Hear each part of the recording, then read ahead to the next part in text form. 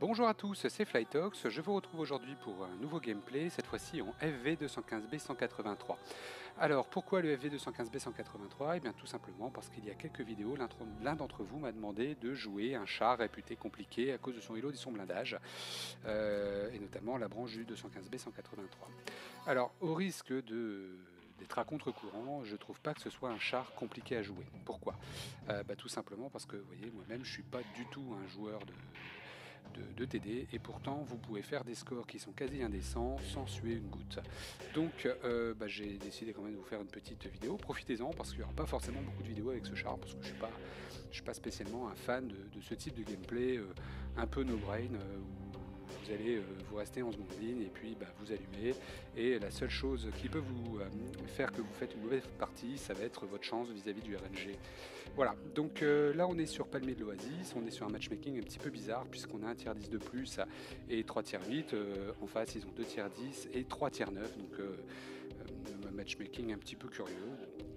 Alors, j'ai regardé un petit peu le déploiement de mes coéquipiers, ils ont décidé de partir le désert, c'est parfait, moi ça me va bien. Et donc je vais, comme je viens de vous le dire, je vais tout simplement adopter une tactique qui est adaptée à mon char, c'est-à-dire que là voilà, donc j'avance un petit peu pour essayer d'aller cueillir les médiums, on sait jamais que ça passe puisqu'il y a 2 T54 en face, et puis je vais attendre mes lourds pour qu'ils puissent encaisser, et moi je passerai mes patates avant de me recacher pour compenser mon reload assez long. Je vois un T54 qui pop, c'était assez prévu, mais je décide de reculer parce que là il y a l'IS-7, alors je vais tenter le quick shot. Voilà, je parlais du RNG, là effectivement j'ai pas eu le temps de focus et mon tir a bouncé sur l'IS-7. Vous voyez, j'étais bien sur la cible, il était bien exposé, la seule chose qui fait que je n'ai pas percé, c'est le RNG et le temps de focus assez long. Un autre T54 est passé derrière, alors celui-là je vais lui en passer une parce que tout simplement on ne peut pas le laisser dans cette position là. Voilà, donc je lui ai fait très mal avec un seul petit shoot dans la tourelle. Donc vous voyez là encore, le blindage est relatif puisque vous avez une très bonne pénétration, donc vous n'avez pas besoin de beaucoup de réfléchir, vous visez, vous tirez et ça passe.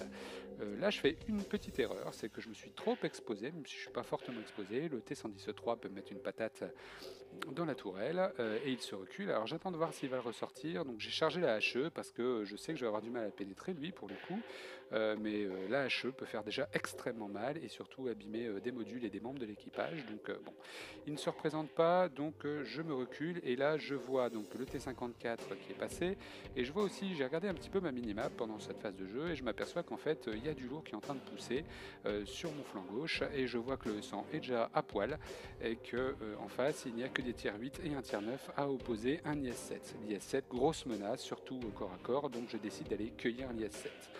Là je lui mets un premier tir, je le mets en feu, je bounce un tir du DS3 Defender qui est au fond, je me mets en side scrap comme je peux, je modifie mes angles et j'arrive à faire échouer le tir de l'IS-7. Donc là je me représente, je vise le bas de caisse et il est sorti. Voilà, résultat, 2 obus pour sortir un IS-7, magnifique. Ça m'a demandé énormément de concentration et j'ai sué beaucoup.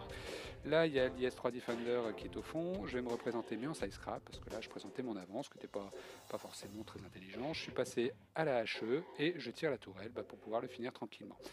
Là, donc le flanc gauche est sécurisé, donc il faut que je me redéploie vers le flanc droit puisque on a le JPZ-200 qui se fait sortir. Alors à la fois, il avait rushé un petit peu juste pour aller chercher un T-54, ce qui n'était peut-être pas à faire puisqu'il a mis en péril son gros canon pour juste aller chercher un tir 9 à l'origine, et il s'est tapé la marée. Et là, gros bonheur, je vois quoi? Le petit 704 qui se présente. Donc j'étais passé à la hache, je mets un coup dans le bas de caisse et mis 400 de dommages. Alors il m'en remet une, mais honnêtement... pour moi, je suis largement gagnant de cette confrontation puisque je lui ai fait 2 fois plus de dégâts que lui avec un seul tir.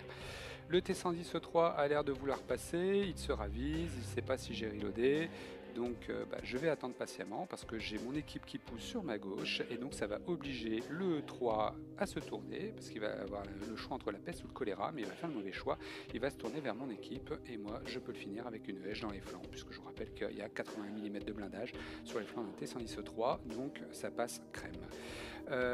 J'attends la fin de mon reload et je vais tout simplement me diriger vers le KV4, mais je vais pas avoir le temps d'y arriver puisqu'ils vont le détruire avant.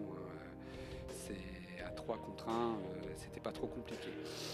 Donc voilà, là la petite erreur du T110-3, c'est qu'il aurait dû rester tourné vers moi et pas vers mon équipe, parce que je pouvais le one-shotter et mon équipe non. Voilà, donc petite partie à presque 5000 de dégâts et 3 kills, j'ai pas sué une goutte, clairement c'était pas trop compliqué. Voilà pourquoi je suis pas un adepte de ce genre de char et que je vois pas trop l'intérêt d'implémenter ce type de char, puisque je trouve que c'est un char qui ne demande pas spécialement de compétences. Vous restez en deuxième ligne, vous arrangez pour pouvoir full focus, vous tirez, vous recachez pendant le reload et vous répétez la manœuvre. Donc pas spécialement de complications, et j'ai même envie de dire qu'un campeur peut vous ruiner une game à faire du 4 ou 5 000 de dégâts en ayant un peu de chance sur RNG.